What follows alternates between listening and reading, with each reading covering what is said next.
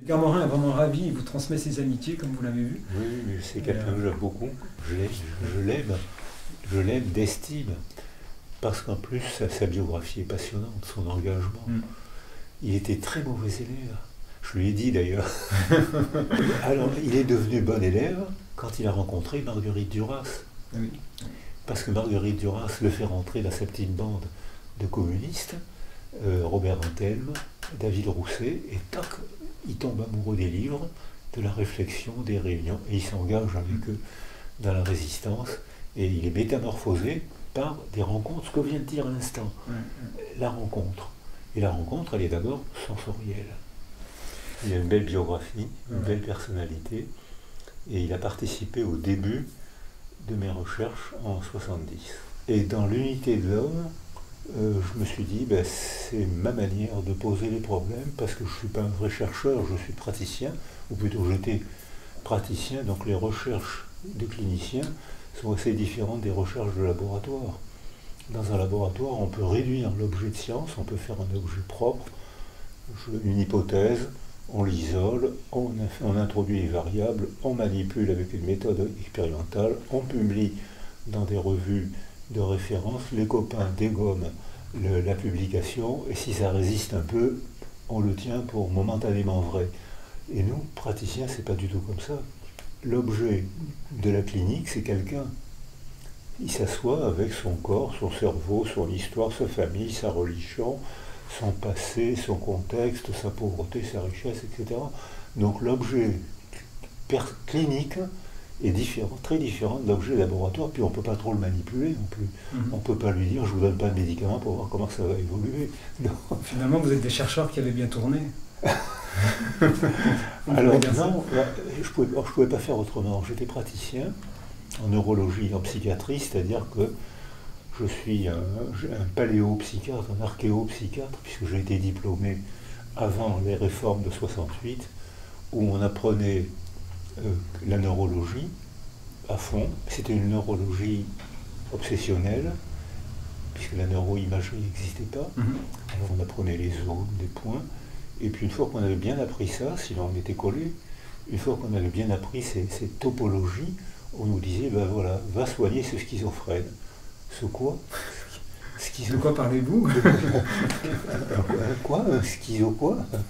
On n'avait aucune formation psychologique, d'où on se réfugiait dans la psychanalyse, qui a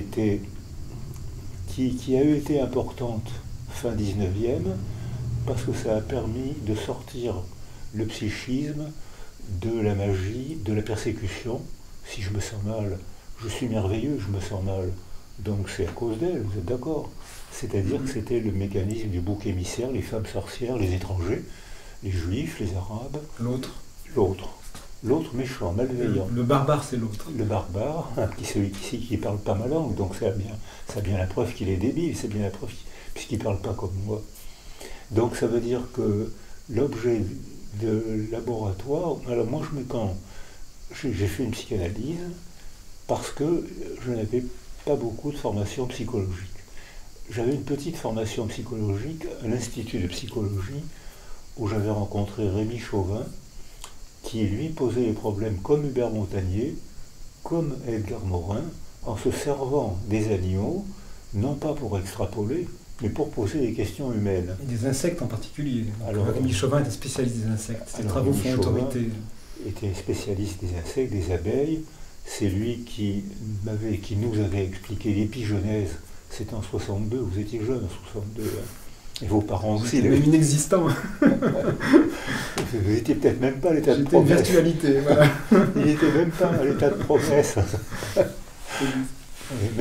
Donc et il nous avait expliqué, puis c'est tombé, et la psychanalyse était tellement hégémonique à cette époque-là, que Favès Boutonnier, qui était la directrice de l'Institut de psychologie où j'avais été reçu, bien, pour une raison idiote, c'est que j'étais autorisé à me présenter au concours. Il y avait un concours à cette époque-là, et on pouvait se présenter les grandes écoles, les étudiants qui avaient terminé une licence de psychologie et les étudiants en médecine, c'était mon cas, sauf qu'il y avait à l'examen écrit la question qui avait été posée, c'était la moelle épinière. Ah, vous aviez un avantage certain. Alors, je peux vous dire que les candidats psychologues et les gars des grandes écoles, ils sont vite sortis. Ils sont vite sortis de la pièce, ils n'avaient rien écrit. La moelle épinière, si on ne la prend pas, on ne sait rien, quoi. Elle est dans le dos, elle est par là. Donc vous avez pu frayer une trajectoire comme ça pour rentrer dans un système qui a pu vous accueillir à partir d'un profil qui n'était pas forcément destiné à être déployé dans le sens que vous lui avez donné Eh après. bien, c'est exactement ça. C'est-à-dire que je me suis toujours considéré comme un marginal. Les gens avec qui j'ai travaillé en clinique médicale, psychiatrique, neurologie et avec le CNRS, je n'ai jamais été salarié au CNRS, mais j'ai beaucoup travaillé avec eux, ici même, dans cette maison. Il y avait l'Institut de biologie marine où j'organisais des rencontres entre cliniciens et chercheurs fondamentaux, ce que je ne suis pas, parce que les chercheurs fondamentaux étaient avides d'avoir des retombées pratiques, que nous on pouvait... Alors nous on était cliniciens, on était un trésor d'hypothèses, comme l'éthologie animale, trésor d'hypothèses, pas d'extrapolation, c'est pas dans la méthode expérimentale, application de la méthode éthologique, milieu naturel, parfois laboratoire, mais pas systématiquement, c'est ce qu'on fait en clinique, milieu naturel, au lit du malade. On fait ce que Tinbergen, avec qui j'ai correspondu, Tinbergen... Prix Nobel. Prix Nobel. Adorable, un type très sympa. J'ai rencontré Lorenz. Konrad Lorenz. Pas une forte personnalité, une tronche. Forte personnalité. À 82 ans, il chantait en français et il dansait sur les tables. À 82 ans, il... Quelle énergie. Il était une tronche, une présence.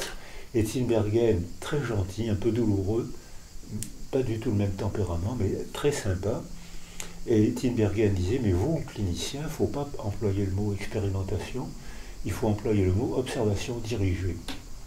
On percute des tendons, on gratte des pieds, on passe, on dit 33, on dirige. Une observation, c'est pas vraiment des manipulations. Et du coup, vous partagez avec Edgar Morin cette idée que l'observateur fait partie de l'observation. Mais ben, forcément, j'étais clinicien, donc c'est moi qui allais extorquer les signes que je produisais. Donc, alors qu'en éthologie animale, on va, dans un premier temps, on va sur le terrain et on attend. Je l'ai fait ça. On attend et puis une forme apparaît, mais une forme apparaît pour ceux qui sont sensibles à l'apparition de la forme.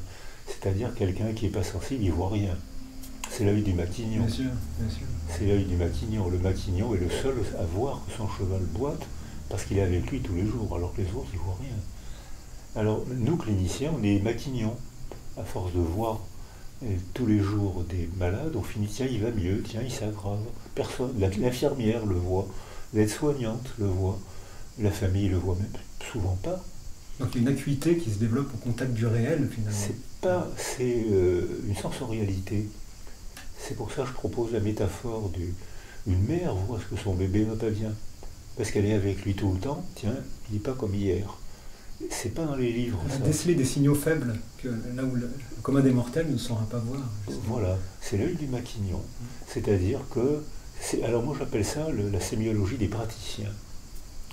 Il faut être sur le terrain tous les jours pour être rendu sensible à des informations, ce que vous venez d'appeler les signaux faibles. C'est des informations, mais qui ne prennent sens que pour certains, pas pour tout le monde. Et alors quand j'ai lu l'unité de l'homme, je commençais à travailler, je n'étais pas invité, j'étais débutant, je commençais à peine, je venais à peine d'avoir mon CES, c'est-à-dire l'examen de spécialité. Et quand j'ai lu ça, je me suis dit, ben voilà, je suis chez moi dans cette démarche. Avec Edgar Morin, Montagnier, je suis chez moi. C'est pas le laboratoire, c'est pas non plus l'idéologie, surtout pas, mais c'est une autre sémiologie. Est-ce que vous vous souvenez des circonstances de votre première rencontre avec Edgar Morin? Alors, je crois que c'était à Château-Vallon, à Toulon, où on avait invité, c'est Isabelle Stengers, qui travaillait à cette époque-là avec Prigogine, qui avait eu un prix Nobel de physique. Et c'est Isabelle Stengers et Toby Nathan qui avaient proposé l'idée de rassembler, de provoquer une réflexion de plusieurs disciplines sur quand on met au monde un enfant, à qui appartient l'enfant? Est-ce qu'il appartient à ses parents? Est-ce qu'il est façonné par la biologie, parce que c'était l'époque où la génétique était dominante. Il ne s'agit pas d'exclure la génétique, il s'agit de dire qu'elle est le point de départ. Quand un spermatozoïde rentre dans un ovule, ça donne un être humain. Si c'est un spermatozoïde d'homme et un ovule de femme, faut que ça marche. Que ça marche. C'est rare que ça donne un hippopotame ou une hirondelle de mer. Ça serait fâcheux. Donc il y a force inévitablement un point de départ, un déterminisme uniquement génétique, essentiel, uniquement génétique, mais uniquement. Mais dès que les gamètes fusionnent, le milieu s'empare de la division cellulaire et peut la faire partir dans des tas de différentes directions. Et les gens ont beaucoup de mal avec ce raisonnement que je viens de vous proposer. Les gens disent, alors est-ce que c'est inné ou est-ce que c'est acquis? Et c'est tellement Descartes, enfin, ce qu'on attribue à Descartes a tellement entraîné ce genre de raisonnement que pour la plupart de mes amis, les gens, c'est une évidence. Et vous savez bien que l'évidence, c'est très trompeur, c'est pas évident. L'évidence, c'est pas évident. L'évidence peut mentir. Elle fait que ça. Vous voyez bien que la Terre est plate. Hein, c'est évident. Vous voyez bien que le soleil se lève de ce côté et se couche de l'autre. C'est évident. Alors l'évidence, c'est la pensée, c'est l'illusion de pensée la plus trompeuse qui soit. C'est comme ça qu'on arrive aux convictions fanatiques, avec l'évidence. Alors, Isabelle Stengers avait proposé ça, et on avait un paquet, qui était directeur à ce moment-là, avait un beau budget, il avait rassemblé beaucoup de gens, et en parlant avec Edgar Morin, on s'était rendu compte qu'en fait on faisait un ping-pong intellectuel, c'est-à-dire chacun stimulait l'autre. Alors lui, en tant que sociologue, philosophe, et humainement, je me sens très proche de sa manière de voir le monde, et on s'entendait très bien d'une question, d'une réponse, on se stimulait mutuellement. Et il y avait dans la salle un gars un journaliste qui travaillait avec France Culture et qui a dit, mais j'organise une rencontre entre vous deux et on fait un petit livre. Et c'est ce qui s'est passé, dialogue sur la nature humaine. Voilà. Dans votre œuvre, vous avez pointé l'importance majeure de l'attachement chez l'être humain et chez l'animal, tout comme les attachements réciproques qui peuvent exister entre l'être humain et les animaux. Edgar Morin, comme vous, fait l'observation qu'au cours de l'histoire du vivant, le développement de l'intelligence est allé de pair avec le développement de ce qu'il nomme l'affectivité. Et si vous me le permettez, je vais me faire ici le passeur d'une question qu'aimerait vous poser Edgar Morin, qui me l'a transmise il y a quelques jours sous la forme suivante. Vous pourrez l'interroger, donc vous, de ma part, sur l'attachement. Ce mot ne sous-estime-t-il pas la part d'affection ou d'amour que connaissent les animaux, parfois d'espèces différentes? Edgar Morin insiste sur ce terme d'amour. Oui. Que lui répondez-vous? Alors nous, dans les théories de l'attachement, là j'ai managé beaucoup de groupes pour répondre à cette question, parce que c'est la question qui se pose, et on fait une distinction très nette entre l'amour et l'attachement. L'amour, c'est une merveilleuse illusion, c'est presque délirant. C'est-à-dire que, elle est merveilleuse, je ne peux pas vivre sans elle, mais comment elle s'appelle? Alors je ne sais pas. Qu'est-ce qu'elle fait dans la vie? Je ne sais pas, mais il faut absolument que je vive avec elle, près d'elle, que je la vois. C'est merveilleux, c'est complètement délirant. Vous avez dit l'état amoureux est le plus joli moment pathologique d'un être humain normal. Qu'est-ce qu'il a travaillé? Vous maintenez? Il m'impressionne. Voilà, je ne voulais pas le répéter, mais c'est exactement ça. Alors que l'attachement, c'est un lien insidieux qui se tisse au quotidien. Le petit déjeuner, la parole réussie, la parole ratée, la bousculade, la rigolade, la dispute, voilà. Et le lien se tisse insidieusement, on n'en prend pas conscience. Ou plutôt, on en prend conscience quand il est déchiré. Je ne me rendais pas compte à quel point j'avais besoin d'elle, je ne peux pas vivre sans elle, je ne me rendais pas compte. Voilà, ça c'est l'attachement. Alors que l'amour, au contraire, c'est hyper conscient, je pense qu'à elle, je veux qu'elle, c'est hyper conscient. Donc c'est un merveilleux moment délirant, alors que l'attachement, c'est une empreinte profonde. Alors les animaux s'attachent intensément, les oiseaux s'attachent intensément. Beaucoup de gens partent en vacances et ils donnent leurs oiseaux à garder aux voisins. Et quand ils reviennent, très souvent les oiseaux sont morts ou déplumés. Ils sont morts parce qu'ils ont perdu leur figure d'attachement, Mais ce que vous disiez tout à l'heure pour les bébés, c'est valable pour les oiseaux. On comprend mieux le langage d'un mammifère que le langage d'un oiseau. Alors, mais un chien, un chat, on comprend ce qui est l'expression de ses émotions.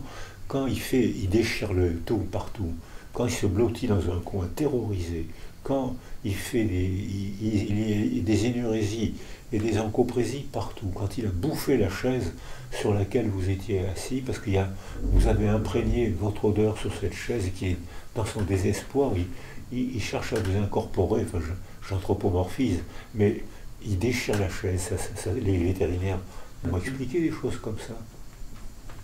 Donc, et puis surtout, Arlot a clairement démontré, Arlot et toute son école ont clairement démontré que un être, la plupart des espèces vivantes, les oiseaux, c'est plus difficile à comprendre, mais ils se déplument.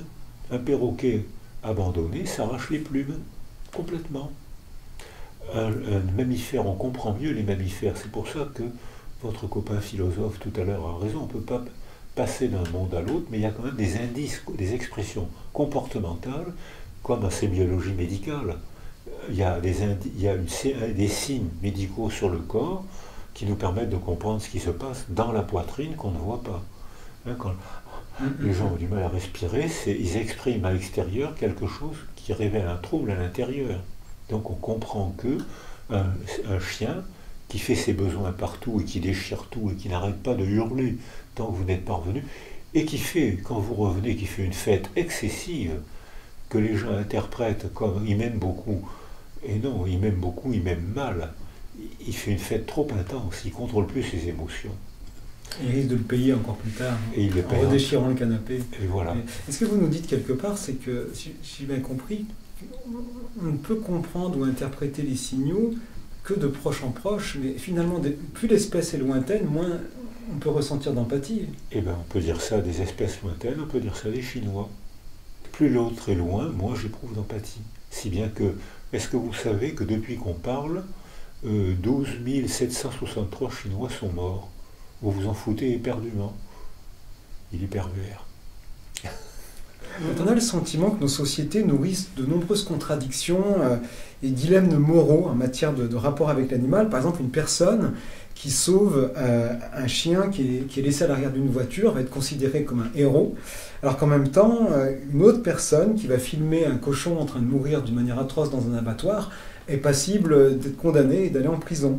On a la même chose avec le fait que la plupart des consommateurs de viande sont contre la maltraitance animale, en toute bonne foi.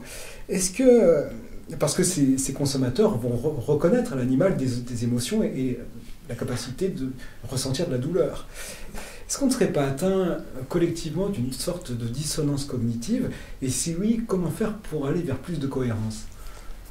Alors, les paléoanthropologues nous expliquent que nos ancêtres étaient anthropophages et qu'ils pouvaient manger des êtres humains parce qu'ils donnaient une signification particulière à l'anthropophagie.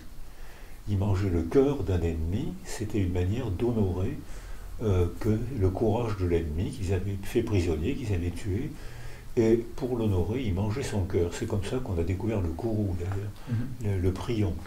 C'est-à-dire que les femmes devaient manger le cerveau de leur belle-mère, mais après la mort de la belle-mère. Elles attrapaient l'équivalent de la vache molle. C'est ce que vous êtes en train de nous dire. Voilà, c'est ça. Et donc ça veut dire qu'on éprouve, les représentations déclenchent des sentiments violents, intenses, comme ce qu'on disait tout à l'heure, comme une évidence. On se piège avec nos représentations. Donc j'ai la représentation d'un beefsteak qui a une valeur relationnelle. Je vous invite au restaurant, on va passer une bonne soirée. Je connais un restaurant de viande extraordinaire. Et pourtant, je suis touché, je ne supporterai pas de voir torturer un animal. Je me soumets à deux représentations différentes. Moi, être humain, je suis capable de ça. Et contradictoire, pour le coup. Alors, contradictoire ou opposé?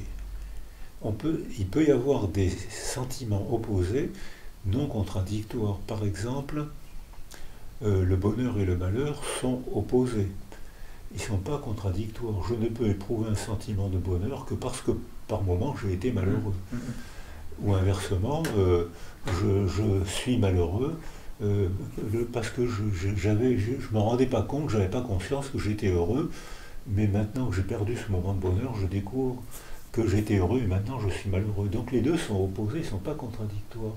Il peut y avoir une harmonie des oppositions, alors que... c'est la dialogique justement, mais est-ce que c'est pas lié à deux moments différents? C'est-à-dire que quelqu'un qui ressent de l'empathie pour les animaux ne va pas forcément la ressentir au moment de déguster un steak. Voilà, c'est ça. Donc la signification qu'on attribue à aller ensemble manger un bon beefsteak dans un restaurant, c'est la signification d'un acte amical, affectif, culturel qu'on va partager pendant 2-3 heures au restaurant. Et à ce moment-là, je ne représente pas du tout l'animal vivant. Je me représente le beefsteak qui a une signification de partage, d'amitié, de fête. Donc je suis capable de faire ça. Donc c'est plutôt dialogique, effectivement, c'est plutôt opposé que contradictoire. Enfin, pour moi, c'est assez paradoxal que quand on interroge des consommateurs de viande, la plupart soient sensibles à la souffrance animale. Mais non, parce que nos ancêtres mangeaient le cœur de l'ennemi pour l'honorer. Les femmes de Nouvelle-Guinée mangeaient le cerveau de leur belle-mère pour la faire vivre encore en elle-même. Ça avait une signification. On est soumis à une signification. Mais c'est pas du déni. Alors qu'est-ce qu'on n'a pas chez le consommateur de viande? Une sorte de déni en disant je ne veux pas voir le réel pour ce qu'il est, je préfère me représenter, et vous avez parlé de représentation, que le poulet est heureux parce qu'il a été élevé en plein air, et finalement je ne veux pas voir la souffrance animale, et ne la voyant pas, en enlevant de mon champ de représentation, je finis par me dire que je passe juste un bon moment. Alors, le déni est un mécanisme de protection qui empêche d'affronter, qui permet de ne pas affronter le réel. Et ça, alors oui, on pratique le déni, tous. Allez, on n'en parle pas ce soir, sinon ça va gâcher la soirée. Donc ça nous protège, mais ça nous empêche d'affronter le réel. Alors, non, je n'emploierai pas le mot déni, parce que les mêmes qui mangent un beefsteak, si vous leur montrez une torture animale, là, ils vont être touchés, ils vont être émus. Mais au moment du beefsteak, ils ne vont pas... Alors, j'hésite un peu, là. Il me trouble avec ces questions. Justement, je trouvais que c'était intéressant d'avoir votre éclairage, et c'est peut-être pas fâcheux que ça vous trouble, et qu'on ait peut-être du mal à définir exactement ce qui se passe, parce que si on arrivait peut-être à mieux définir, ça ne se passerait plus. On comprendrait qu'on est en situation de dissonance. Alors, effectivement, après l'Allemagne, mais nous, êtres humains, on est capable de faire un délire logique. Les animaux ne peuvent pas. C'est ça. Alors que nous, on peut. Alors, vous avez fait une transition rêvée avec cette idée que le propre de l'humain, finalement, serait sa capacité au délire. Donc on a un homo delirens en nous, à chaque instant. Alors, comme beaucoup d'autres, vous êtes posé la question de ce qui faisait le propre de l'humain. Et selon vous, l'homme serait le seul animal capable d'échapper à la condition animale, justement, par les artifices de l'outil, du verbe. Est-ce qu'on est d'accord pour dire que quand même, l'humain fait partie de la famille des primates anthropoïdes, avant toute chose?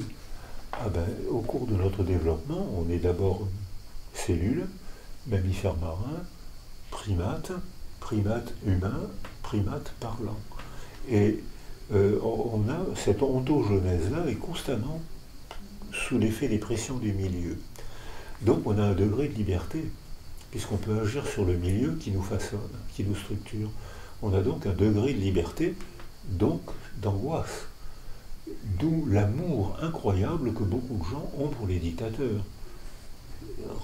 Regardez le nombre de dictateurs qui sont élus actuellement. Par des votes apparemment démocratiques. Mais ils ont été élus démocratiquement. Je travaille souvent au Brésil. Bolsonaro a été élu, Hitler a été élu, et Erdogan, qui est peut-être pas un dictateur, mais qui a quand même mis en prison 80 000 journalistes et 80 000 profs, pour ne garder que ceux qui répétaient sa voix. C'est quand même un régime totalitaire. Et pour Hitler, il y avait toute une période où l'intelligentsia de gauche, en particulier, n'y croyait pas, en se disant qu'il ne sera jamais élu. Mais bien sûr. Alors là, Germaine Tillon, il y a des adorateurs de Germaine Tillon, qui était une femme assez présente, assez exceptionnelle. Et ces adorateurs m'ont donné des textes, et puis où elle passe en Allemagne en 1929. Elle rentre de chez les Berbères et elle passe en Allemagne parce que le musée de l'homme l'avait envoyée, je ne sais pas pourquoi. Et elle parle avec les Allemands et leur dit « mais il y a une théorie curieuse, un peu bizarre chez vous ». Et elle cite Mein Kampf, et ces Allemands éclatent de rire en disant « mais comment veux-tu qu'une théorie aussi stupide marche ?» 3% de vote en 1929, 92-93% 10 ans après. Les épidémies de croyances se vont très très vite. Sans Internet, 10 ans, avec Internet, quelques jours. C'est-à-dire les épidémies de croyances, il y a un socle neurologique, c'est les neurones miroirs. C'est très difficile de ne pas sourire à quelqu'un qui vous sourit, c'est très difficile de ne pas être crispé devant quelqu'un qui vous menace. On réagit en fonction de l'autre, bien sûr. L'expression de l'autre fait impression en moi, et je réagis. Vous voulez dire que ce mécanisme est à la base des contagions au niveau des idées, quoi. Voilà, alors ça, c'est Dan Sperber explique très bien la contagion des idées, la contagion des croyances qui se faisait tout le temps avant, il n'y avait que des rumeurs. Edgar Morin a beaucoup travaillé sur la contagion. La rumeur. La rumeur d'Orléans, il a beaucoup démonté la rumeur d'Orléans. J'ai travaillé avec René Girard, qui parlait des rivalités mimétiques. On a organisé à l'hôpital avec Pierre Bustani, et René Girard était ravi, parce que ce qu'il avait constaté cliniquement et intellectuellement dans sa théorie mimétique était confirmé par les neurones miroirs. Et notamment, on a invité Risolati, avec qui j'ai beaucoup sympathisé, et alors lui nous a montré des documents stupéfiants chez les animaux et chez les humains, qui montrent à quel point si on a une relation d'attachement, la contagion des émotions, la contagion des croyances, la contagion des idées, si on a un lien d'attachement, se fait à une vitesse stupéfiante. Donc l'autre finit par ne plus être un barbare si on crée un lien. Mais bien sûr, exactement ça. Il suffit, alors l'autre est un barbare, il y a un type qu'il faudrait dépoussiérer, c'est Teilhard de Chardin. La noosphère. La noosphère. Vous avez une formation de philosophe, non? Oui. Je suis beaucoup intéressé à la philosophie. Alors, la noosphère. Et Teilhard de Chardin devait rentrer au Collège de France, et il n'a pas pu rentrer au Collège de France parce qu'à cette époque-là, l'Église chrétienne considérait que l'évolution était blasphématoire. Et le pape de l'époque, j'ai oublié qui c'est, le pape de l'époque lui avait dit, si vous rentrez au Collège de France, vous serez plus prêtre, si vous voulez rester prêtre, vous devez ne pas rentrer au Collège de France. Mais j'ai publié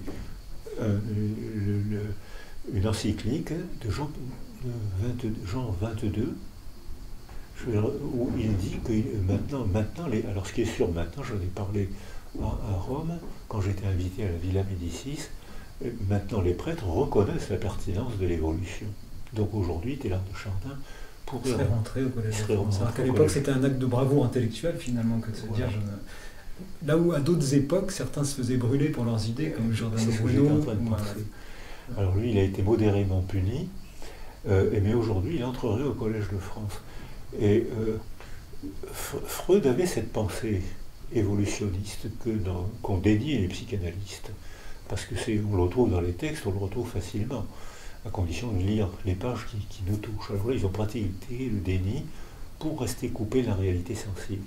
Et les animaux qui peuvent vivre dans un monde mental ne peuvent pas vivre dans un délire logique.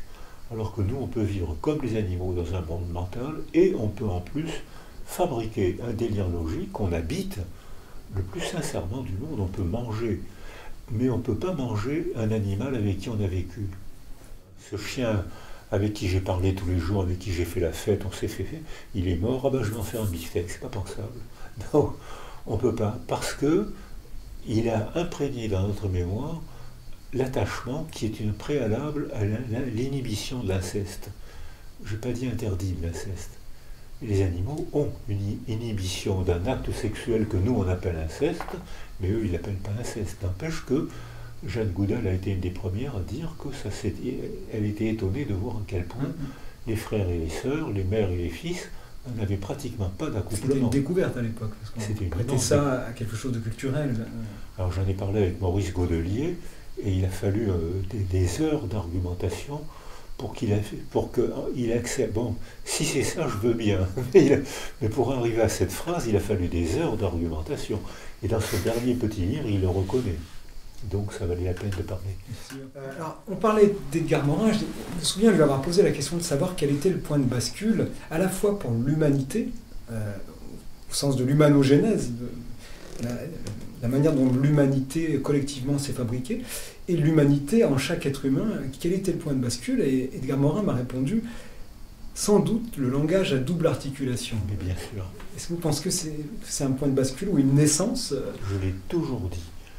J'étais conflit avec des gens que j'aime bien, un vétérinaire qui est venu ici, avec qui je travaille beaucoup, et qui a écrit Beata, qui est un gars que j'apprécie beaucoup, c'est un praticien. Je fréquente beaucoup plus, c'est pour ça que ma biologie elle est plus praticienne que scientifique.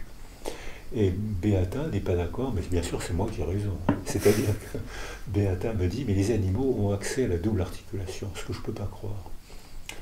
Alors, mon argument, c'est qu'il y a des mondes mentaux, depuis Fabre-Huexcul, il l'a très bien expliqué, mais maintenant... L'Umwelt, le fameux Umwelt. Mais maintenant, c'est encore avec la neuroimagerie et les comportements, bien sûr. Il y a des mondes mentaux animaux qui sont différents selon les espèces et selon leur développement, parce que le mot évolution caractérise le vivant.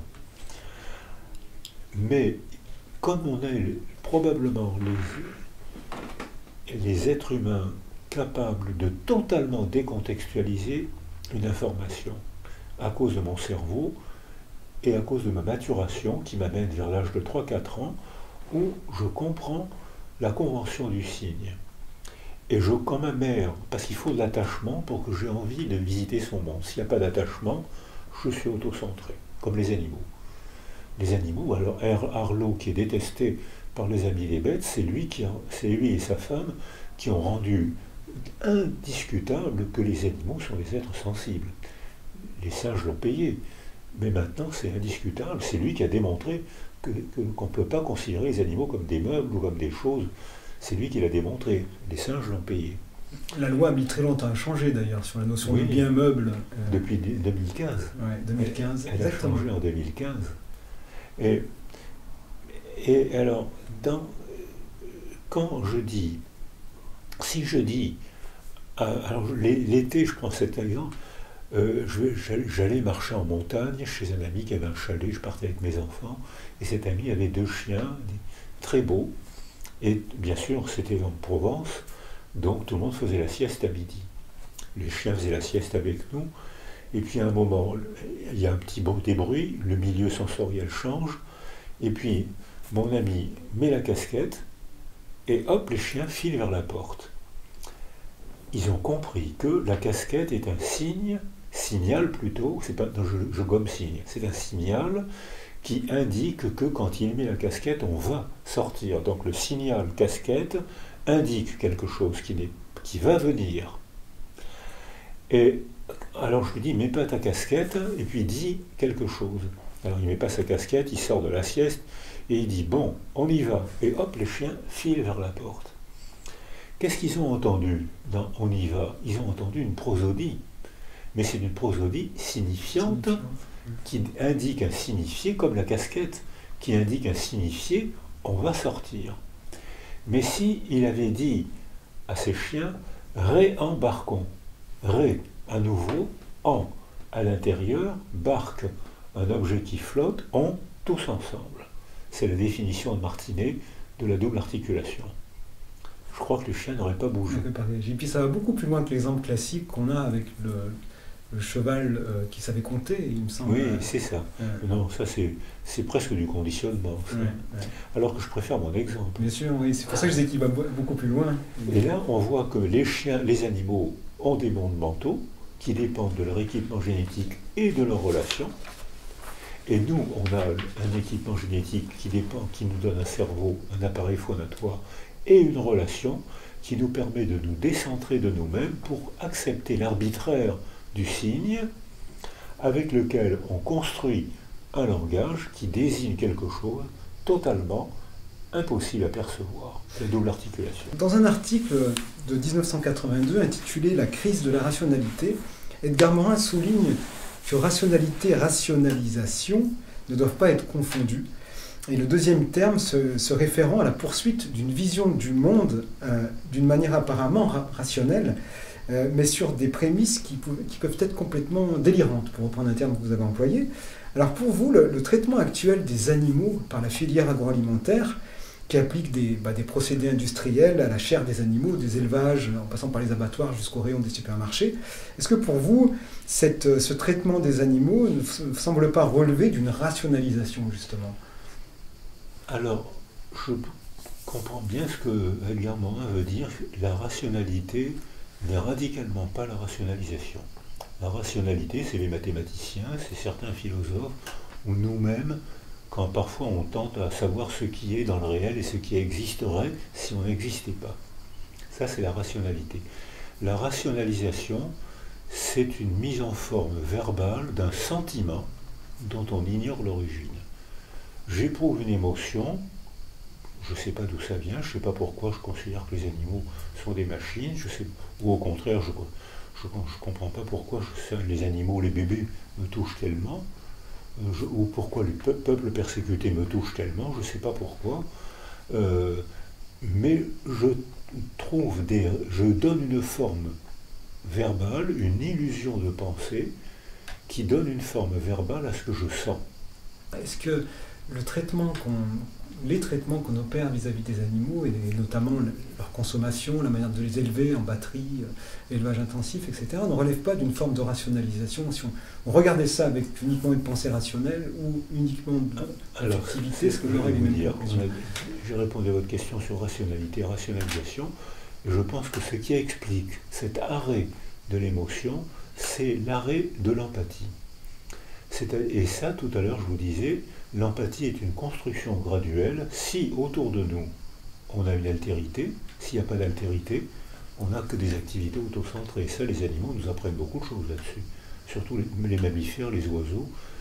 Tous les animaux qui ont besoin d'un autre pour devenir eux-mêmes, c'est-à-dire les animaux marins, les oiseaux, les mammifères et nous-mêmes, ils s'autocentrent puisqu'il n'y a pas d'altérité.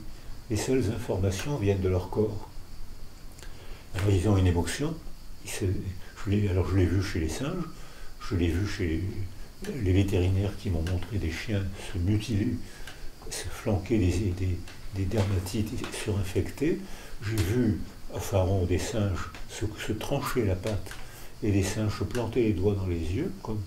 Donc je l'ai vu, même si je ne suis pas un éthologue animalier, ça m'a fait quand même un certain effet, dans la totale indifférence des gens qui étaient à côté de moi.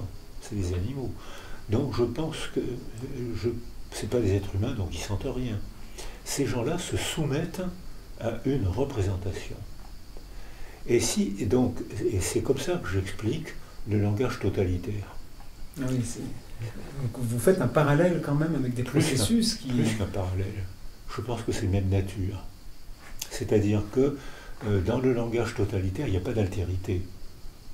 Comment peut-on expliquer que des gens cultivés comme l'était l'Allemagne des années 30 aient pu faire des tortures incroyables sur des enfants? J'ai rencontré le radiologue qui travaillait avec Mengele, j'ai rencontré son fils, j'ai discuté avec eux. Comment expliquer que des gens cultivés qui avaient une famille ont arrêté leur empathie au point d'être polis avec les enfants qu'ils torturaient? Sade était très poli avec les gens qui torturaient. Et j'ai eu quelques sadiques en psychothérapie. Ils ne venaient pas d'eux-mêmes parce que le sadisme les rendait très heureux, donc ils n'avaient pas besoin de psychothérapeute. Mais ils avaient fait un acte médico-légal, et pour atténuer la peine, ils venaient faire une psychothérapie. Donc je crois que c'est plutôt un arrêt de l'empathie. Et l'empathie est un processus développemental qu'on peut développer ou arrêter. Les femmes prostituées ne jouissent pas avec un client. Elles arrêtent, ce n'est qu'un client. Et les mêmes avec leur fiancé, si on peut dire, je sais pas, leur souteneur, ou le gars qu'elles aiment, Donc ça veut dire que c'est un processus qu'on peut développer par la culture, même le film, les romans. Persépolis, vous avez vu Persépolis? Oui, bien sûr. Je savais intellectuellement la condition des femmes en Iran, parce que j'avais beaucoup d'amis iraniennes, et j'en ai aidé une à se faire nationaliser française. Et donc je savais intellectuellement la condition des femmes en Iran. Je ne l'éprouvais pas. C'était une connaissance abstraite. Et puis quand j'ai vu Persépolis, on voit l'ontogenèse d'une petite fille marrante comme tout, vigoureuse, qui progressivement est de plus en plus entravée jusqu'à être complètement dans un cercueil. Et là, je l'ai éprouvé. Donc ça rejoint votre question tout à l'heure entre rationalité et rationalisation. La rationalisation telle qu'elle a été opérée dans les camps de concentration pendant la Deuxième Guerre mondiale a été une sorte d'industrie de la mort humaine, on peut être d'accord sur cette manière de présenter les choses, sorte d'entreprise de destruction qui utilisait des puissances éminemment rationnelles et techniques de l'esprit humain.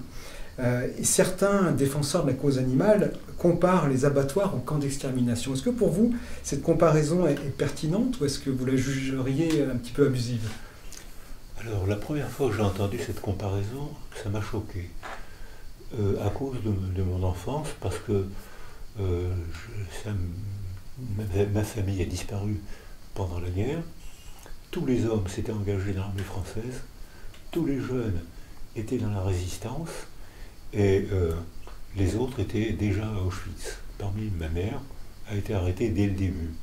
Et donc j'étais seul, sans juif, sans culture juive, sans culture autour de moi, sauf les animaux. Donc ça m'a choqué parce que ça m'a blessé qu'on pense qu'un stéréotype me répande dans la culture que les juifs se sont laissés conduire à Auschwitz comme des moutons aux abattoirs. C'est la phrase que j'ai entendue il n'y a pas longtemps encore. Hein. Alors que c'était étonnamment faux pour ma famille. Et même quand on fait je travaille avec des historiens, Péchanski, Francis Eustache, qui montrent que c'est étonnamment faux. Donc ça fait partie des stéréotypes antisémites. Alors, et pourtant, alors maintenant je vais dire le contraire de ce que je viens de vous dire, c'est-à-dire que... C'est la pensée complexe.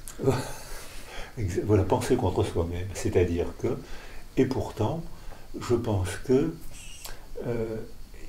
il y a ces hommes et ces femmes qui ont été capables de commettre d'incroyables crimes en riant, en s'amusant, parce que les gardiens s'amusaient beaucoup à Auschwitz, hein, ou même Germaine Tillion raconte à Ravensbrück comment les gardiennes, puisque c'était une grande femme, comment les gardiennes faisaient la fête tout le temps.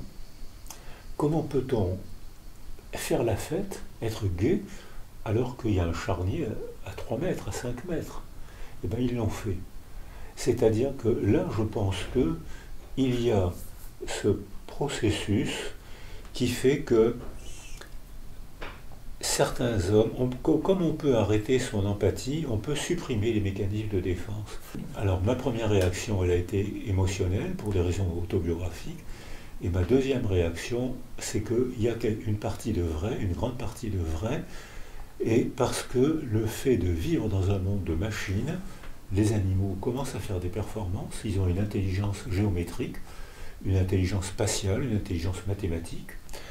Notre culture, depuis surtout fin 18e, surtout depuis 19e, est follement machinique. Et là, on est embarqué dans un processus qui nous échappe. C'est-à-dire que on voit que les enfants qui regardent trop d'écran arrêtent leur empathie. Ils ne décodent plus les mimiques faciales de leurs parents. Ils ne décodent plus les mimiques faciales. Ils ne savent plus si on se fâche ou si on les invite au jeu.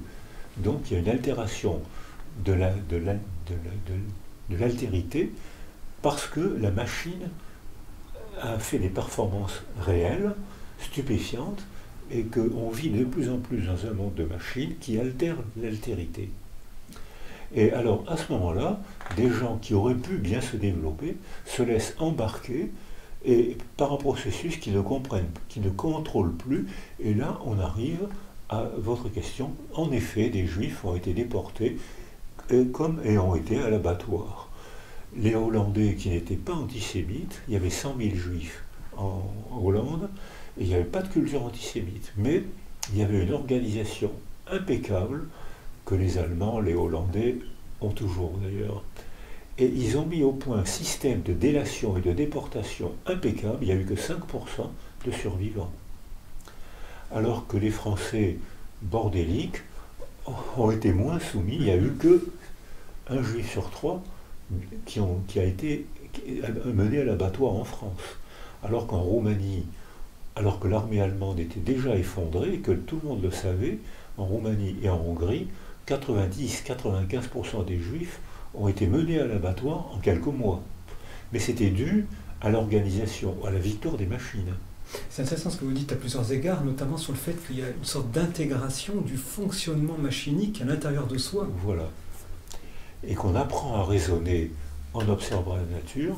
J'ai travaillé au Congo, les enfants étaient d'un sens de l'observation stupéfiant. Derrière cette feuille, il y a un singe. Comment ils faisaient pour le savoir? Moi, je voyais des feuilles. Ben, eux, ils savaient que la feuille... peut-être entendu. Elle avait peut-être entendu.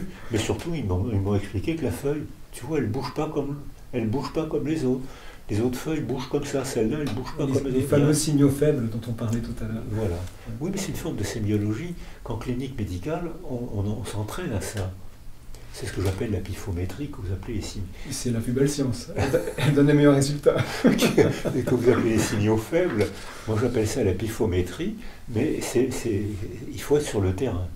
Alors vous avez parlé quelque part parmi ces attributs qui seraient propres à l'humain, alors qu'un certain éthologue, France Deval, a essayé de démonter un par un en disant qu'on avait, à chaque fois qu'on a cherché un attribut propre à l'humain, on le retrouvait chez l'animal, peut-être avec une différence de degré, mais jamais de nature, on avait toujours quelque chose de présent.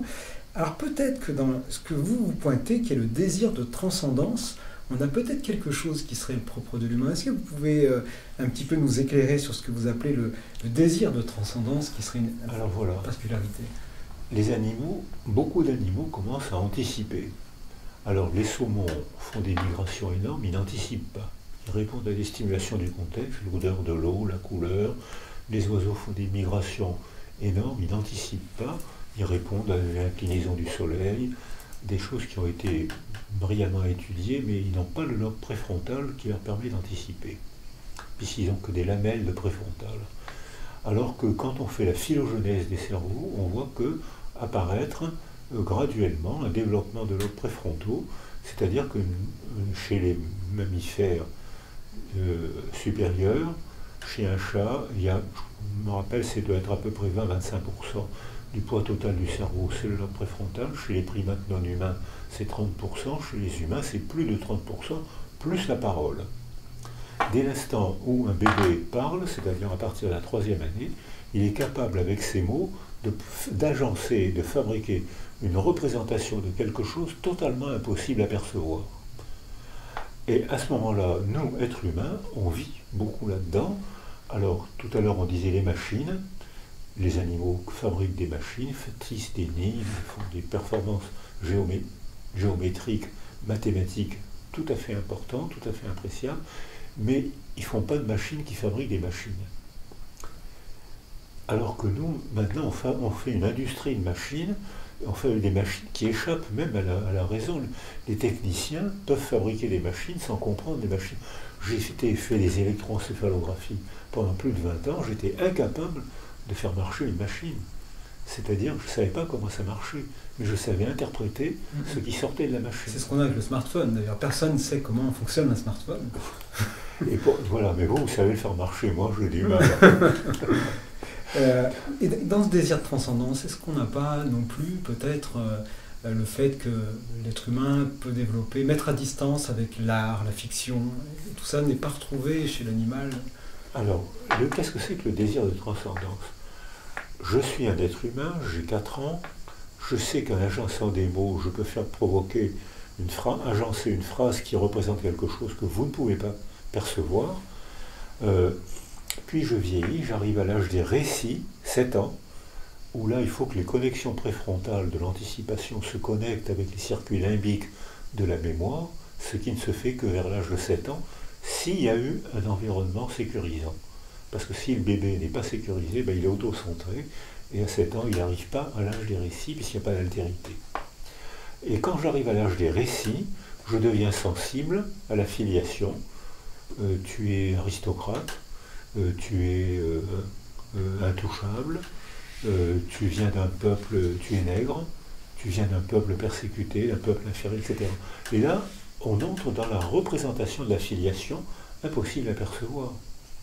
Et qu'est-ce qui se passe quand on entre dans cette capacité neurologique de se représenter quelque chose totalement impossible à percevoir? On met à la place du vide, si on met rien à la place du vide, et ben c'est l'angoisse du vide. On est contraint à mettre à la place du vide un récit, une image, une représentation. La créativité ou le délire. Je marche, j'ai pendant quelques années en montagne. Dès qu'on vit en montagne, quel est notre désir? C'est d'aller voir ce qu'il y a de l'autre côté de la montagne. Et on imagine de l'autre côté de la montagne, ah ben, il y a le paradis, au contraire, il y a les méchants. C'est-à-dire que dès l'instant où j'ai le cerveau capable de décontextualiser une information au point de me faire d'être contraint à me faire une représentation de quelque chose d'impossible à percevoir, je crée ou je délire. La création, ça consiste à mettre dans le monde quelque chose qui n'y est pas. Les scientifiques sont des créateurs, les romanciers sont des créateurs, les fictionnaires sont des créateurs, les mythomanes, enfin tout ce que vous voulez, ou le délire logique, auquel beaucoup de gens croient, parce qu'il a un effet tranquillisant. C'est volontairement, j'emploie le mot, tranquillisant. Des pilules apaisantes. Alors juste sur la dialectique peut-être entre la créativité et le délire, est-ce que la créativité est un délire, ou est-ce que le délire est l'autre face de la créativité? Alors ce que je dirais, c'est que la créativité consiste à mettre dans le monde quelque chose qui n'y est pas.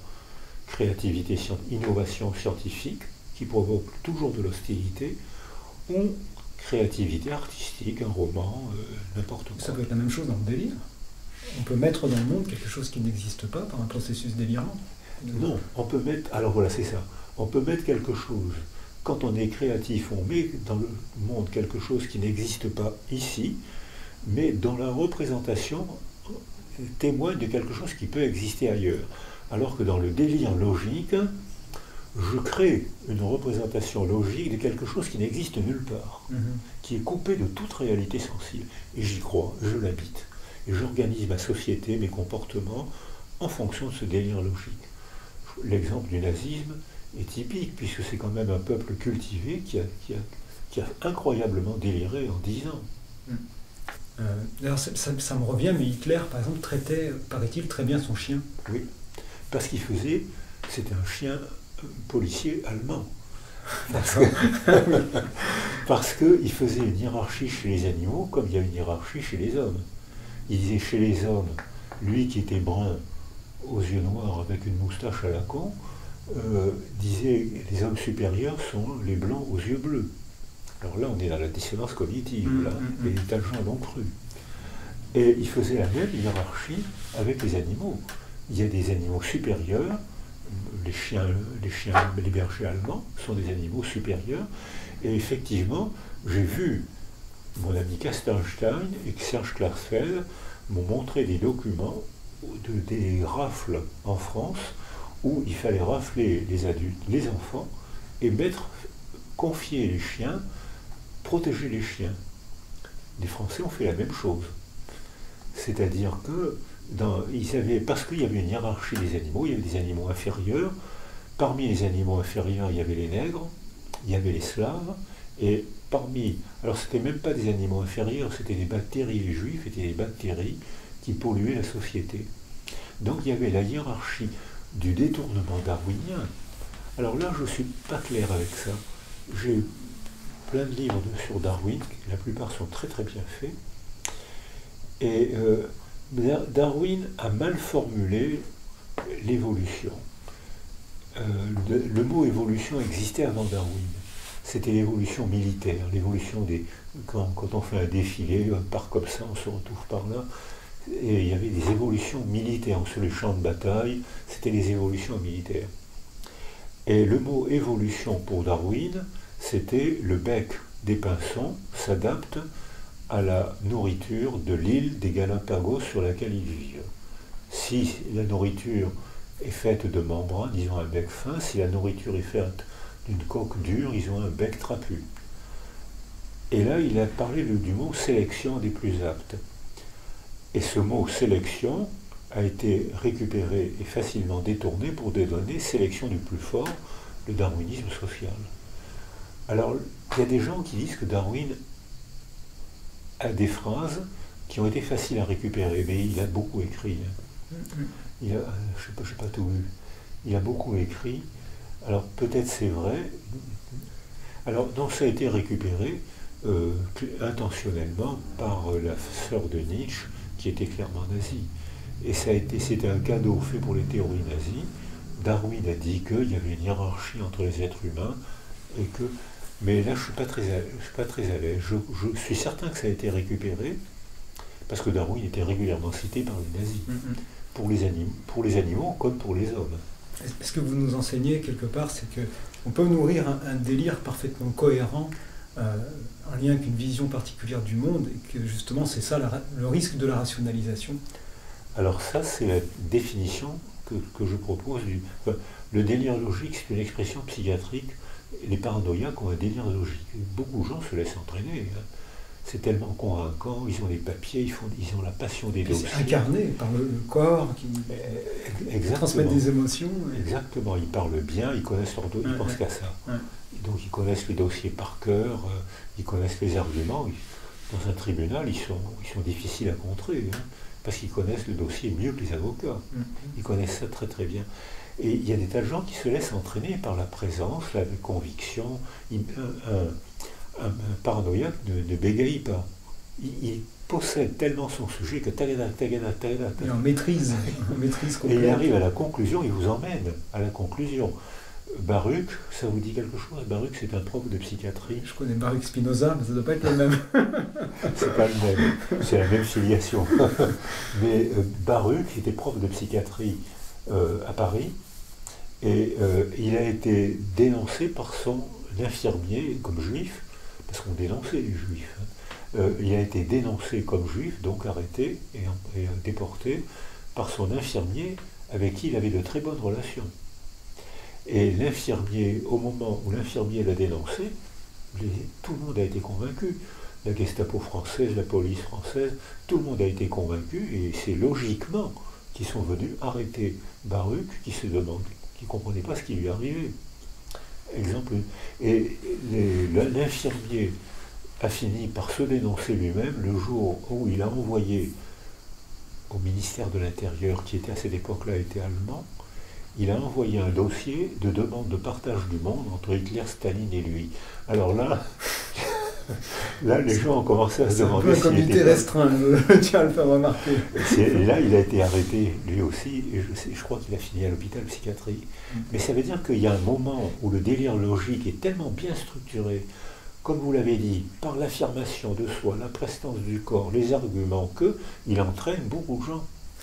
J'ai deux questions rapides qui me viennent pour revenir aux animaux, mais est-ce que la banalisation de la violence vis-à-vis des animaux ne serait pas une sorte de tube à essai qui amène à une sorte de banalisation de la violence vis-à-vis de l'autre en général? Ça, c'est la première question. Et la deuxième qui est liée, c'est ce que la chosification de l'animal, c'est pas quelque part l'antichambre de la réification de l'humain? Mais bien sûr. Les sadiques s'entraînent toujours en torturant des animaux. Tous ceux qui vont devenir des adultes sadiques commencent leur carrière en s'entraînant, en torturant des animaux, tuer des chats, crever les yeux, et ça les amuse beaucoup. Et ils s'entraînent, et petit à petit, ils se préparent, et un jour, ils font, et ça j'en ai parlé, il y a eu pas mal de publications qui ont été faites, il y a un entraînement au sadisme adulte qui commence très tôt, dans la petite enfance, à une époque où probablement on pourrait intervenir en développant l'empathie de ces enfants, en leur disant attention, c'est un être vivant, il souffre, tu lui fais mal, regarde, il s'exprime comme ça. À ce moment-là, on développerait la représentation du monde mental de l'autre, le chat, le chien, etc. Et à ce moment-là, on développerait un processus, il y a une pédagogie de l'empathie qu'on ne fait pas. Et si- On y reviendra parce que je pense que c'est quelque chose qui est porteur d'espoir, parce que ça apporte une voie vers une solution pratique. Alors c'est pareil pour les sadiques, c'est pareil pour la culture. On voit apparaître aujourd'hui, on voit des communautés se refaire, des clans se refaire, et chaque clan arrête l'empathie avec le clan d'à côté. Il ne faut surtout pas le connaître. Je sais, le père de ma femme était militaire, et il raconte que il est mort à 101 ans, et il raconte qu'il a fait la guerre de 14. Et il raconte que pendant la guerre de 14, les gens, c'était une souffrance inouïe pour des garçons qui n'avaient pas le droit de vote. C'était les adolescents qu'on a envoyés se faire massacrer, dans des tortures incroyables. Et il raconte qu'il était recommandé de ne pas faire ses besoins dans la tranchée. Donc beaucoup d'hommes sortaient, rampaient, pour aller ce qu'ils appelaient à la feuillée. Et très souvent, quand ils allaient à la feuillée, ils entendaient le bruit de quelqu'un d'autre qui venait de la tranchée en face, qui rampait, et qui allait à la feuillée lui aussi. Et qu'est-ce qu'il faisait? Il cherchait à parler. Et ensuite il rentrait, et se resoumettait à la représentation, ils reprenaient leur fusil et s'entretuaient. Et c'est intéressant ce que vous dites parce qu'on voit que ça passe par le corps. Le moment de communion passe par un moment de connexion au corps. La rencontre, c'est ce que je proposais tout à l'heure, l'épistémologie sensorielle. Il faut rencontrer l'autre, l'éprouver, le rencontrer. À ce moment-là, on peut passer la convention du signe, verbal ou paraverbal, et là, on peut partager un monde mental. Mais ça dépasse. Ça passe d'abord par le corps et ensuite par le mot et peut-être par la transcendance. À part dans les cas de prédation ou de parasitisme, il existe très peu de narration sur le phénomène de la mort tel qu'il pourrait être appréhendé par les animaux. Et c'est un peu comme si la notion de non-vie leur était imperméable. Et pourtant, on sait que certains animaux, comme les éléphants, certains grands singes, ou les corvidés, les corbeaux et corneilles, peuvent déposer des végétaux sur les cadavres en fait, de leurs congénères. Donc ils savent que ces cadavres sont un autre mort, décédé ou dans la non-vie. Et certains grands singes, en particulier les chimpanzés, mais c'est vrai pour les éléphants, peuvent pleurer leurs défunts. Alors, la question que je voulais vous poser, Boris Cyrulnik, c'est dans l'état des connaissances actuelles en psychologie et en éthologie animale, est-ce qu'il vous semble légitime ou absurde d'affirmer que certains animaux puissent avoir une représentation consciente de la mort, alors soit la mort de l'autre, et par inférence de leur propre mort? Alors,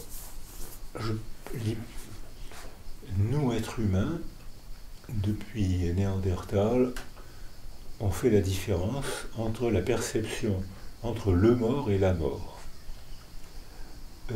Néandertal, Sapiens, perçoivent le mort et comprennent que ce cadavre-là représente la mort, quelque chose, parce qu'on a un cerveau décontextualisateur et que nous, on se demande forcément qu'y a-t-il de l'autre côté de la montagne, qu'y a-t-il après la vie. Donc, en percevant le mort, on est invité fortement, contraint presque, à se représenter la mort pour ne pas être anxieux. Et qu'est-ce qu'on fait? On fait des rituels de deuil. On se rassemble, on pleure, on dépose le cadavre dans des postures signifiantes, avec des objets signifiants, on pleure, on chante, enfin on fait un rituel de deuil. Et si on ne le fait pas, on est honteux de nous-mêmes, on a laissé pourrir par terre le corps de notre mère ou de notre enfant, donc c'est le désarroi complet, ou alors on pense à la mort, et si on ne met pas une représentation à la place du vide, de l'autre côté de la montagne, on est anxieux. Les jeunes sont beaucoup plus anxieux que les vieux. Les attaques de panique anxieuse, c'est 20 ans. Après, c'est la vie, hein. La mort devient réelle, elle est plus fantasmée, et puis voilà, on tire nos 100 ans comme tout le monde, et puis on verra c'est bien. pas mal. comme Edgar Morin, et puis on verra bien après. Hein. Donc, les animaux perçoivent le mort, et ça les désorganise. Pascal Pic m'a montré un document sur un singe qui se bagarre. Ils se bagarrent beaucoup, les singes. Hein. Il y a même les mâles meurent très souvent tués par d'autres mâles, hein, dans des lynchages. J'en ai vu un une fois, c'est très impressionnant, parce qu'il Il y a un mâle, pas les femelles, il y a un mâle qui entre en rivalité pour des raisons de singe que je comprends pas, mais qui existe. Il rentre en rivalité avec un autre mâle, et puis un jour il le mord, et tous les autres mâles se précipitent et lynchent le gars qui va mourir, qui est lynché, qui va mourir. Et beaucoup, je crois que c'est 4, je garantis pas le chiffre, beaucoup de mâles meurent comme ça. Donc ils sont désorganisés. Alors Pascal Pic me montre ce document. Il y a une bagarre et un singe comprend qu'il va recevoir une raclée. Il y a un fossé rempli d'eau. Il croit qu'il va pouvoir sauter de l'autre côté, puis il ne saute pas assez fort. Il tombe dans l'eau et il se débat et il se noie. 2 mois de silence. C'est-à-dire que tous les singes, pendant 2 mois, il n'y a plus les cris. C'est bruyant un groupe de singes. Hein. Ça fait un barouf, ils se bagarrent tout le temps. Il y a des courses, c'est très bruyant. Les jeunes sont très très bruyants. Silence. C'est la sidération. Sidération. J'ai vu la même chose avec des chats. Un chat a été cogné par une voiture et il est parti, il s'est réfugié mourant, se mettre à l'abri sous une autre voiture et il est mort. Tous les autres chats, alors ça j'étais avec ma femme, c'était une observation spontanée, c'est pas très scientifique, hein, mais Jeanne Goudal a commencé comme ça. Hein. Et tous les autres chats s'approchaient parce que c'était le corps d'un familier qui tout d'un coup n'était plus familier, qui devenait étrange. Donc les informations n'étaient plus les mêmes. Qu'est-ce que c'est que ce chat que je connais? Je me bagarre avec lui, je l'évite, et tout d'un coup, je ne comprends plus. Et je m'approche, j'ai peur. Et visiblement, ils avaient des comportements d'approche et de peur qui étaient très faciles à comprendre, même en se décentrant du monde humain pour se représenter, comme on le fait avec nos bébés. Hein. Nos bébés ne parlent pas et on sait s'ils sont bien ou s'ils ne sont pas bien. Du moins, sauf avec les enfants autistes, où là on ne comprend pas. Mais avec un enfant qui se développe bien, on comprend. Et donc, alors, je l'ai vu avec des goélands. C'est-à-dire, un goéland était blessé, et il émettait en même temps des cris d'alerte, parce que probablement il souffrait, et des cris d'appel, comme un petit qui appelle pour qu'on le nourrisse. Alors il avait des cris d'alerte, suraigus, et très forts, mélangés avec des cris d'appel, suraigus et très doux. Comme les cris, Tinbergen nous avait dit, c'est les cris de quémandage alimentaire. Et ce goéland émettait les deux en même temps. Donc tout le groupe était désorganisé. Cris d'appel, ils arrivaient pour le secourir ou je ne sais pas, et dans le cri d'appel alimentaire, cri de quémandage alimentaire, ils arrivaient, cri de détresse, ils repartaient, et j'ai vu des goélands se cogner, ce qui est rarissime chez les animaux, chez les oiseaux, parce ils volaient dans tous les sens, il n'y avait plus d'ordre. Le groupe était désorganisé chez les singes, chez les chats, chez les goélands. Donc on avait bien une réponse qui se faisait. Alors est-ce qu'il vous semble juste d'aller jusqu'au bout du raisonnement en disant que peut-être ça serait une porte ouverte à la conscience de soi ou de sa propre mort? Mais bien sûr. Une étrangeté apparaît. Le mort, c'est un familier étrange qui me fait peur. Il était familier, tout d'un coup il me fait peur. Mais on voit que chez les animaux qui se frontalisaient, connectés au circuit de la mémoire, je reviens, moi éléphant, je reviens sur l'endroit où j'étais désorganisé par la mort d'un congénère familier qui tout d'un coup me fait peur. Je retrouve le lieu qui est dans ma mémoire, je retrouve des traces qui sont dans ma mémoire, peut-être des os, peut-être un squelette qui est dans ma mémoire, et je fais quelque chose pour le cacher, comme les singes, comme les chiens, comme les chats, comme beaucoup d'animaux sont capables de le faire. Je mets des branches où je suis un petit peu désorganisé, moins que quand j'ai vu le mort, mais la mémoire de l'âme, alors là c'est la mémoire du mort et donc de la mort, je commence à mettre un pied, une patte, dans la représentation de quelque chose qui est indicé par le squelette, par ma mémoire, et qui représente quelque chose que je ne comprends pas, et que nous, êtres humains, appelons la mort. C'est-à-dire que nous, on est obligé de mettre un récit pour supporter la mort. Je vais lui faire le rituel du deuil, je vais raconter que c'était un homme remarquable, une femme extraordinaire, je vais mettre des objets signifiants, des aliments, des armes. Belzo dit qu'on a trouvé un cercueil de fœtus avec des armes. C'est pas le fœtus qui servait des armes, mais les armes signifiaient la puissance. Il aurait pu vivre bien, il aurait pu devenir un petit garçon puissant. Ou la représentation d'un au-delà aussi, peut-être, ben voilà. Dans lequel il fallait être armé. Et c'est ce que le trépas des Égyptiens, hein, c'est-à-dire qu'on leur donne des aliments et des armes pour aller passer et aller vivre ailleurs. Alors nous, les chrétiens surtout, sont marqués par les religions égyptiennes. Ah, c'est ce que Morin appelle, là on parlait du trépas, mais l'inconnaissable, ou le grand mystère. Est-ce que vous partagez son analyse? Mais bien sûr, c'est la même idée dite avec d'autres mots. C'est la même idée. C'est l'impossible à connaître.